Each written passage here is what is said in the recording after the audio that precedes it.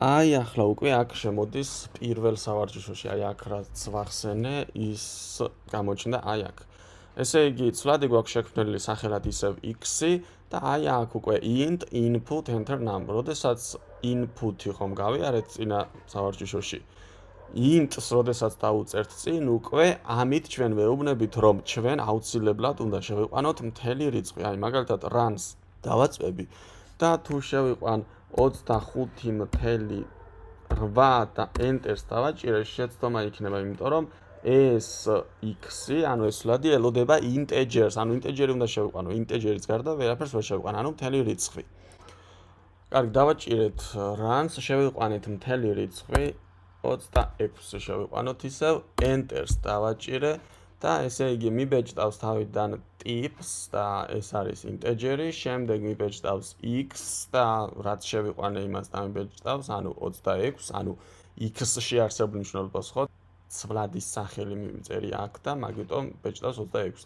და შემდეგ უბრალოდ x დავუმატებ 3-ს და 26 დავუმატებ 3 და დამიბეჭდა 29.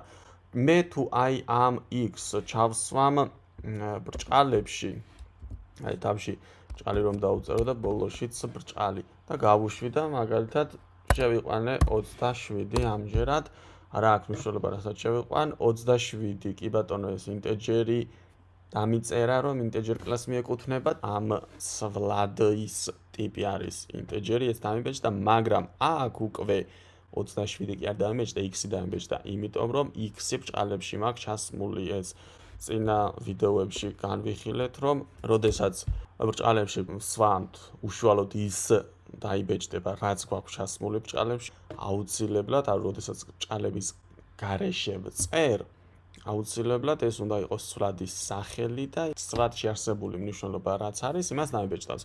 აი თუნდაც აქ x-ი დიდი ასოთი რომ იყოს, მაინც შეცდომას ამომიგდეთ, დავწერეთ 22 enter და შეცდომა არის, იმიტომ რომ x-ი არ იცის რა არის. ამიტომ ცვლადს რაც ქვია, ზუსტად ის უნდა იყოს აქაც და შემდეგ x დავუმატა 3.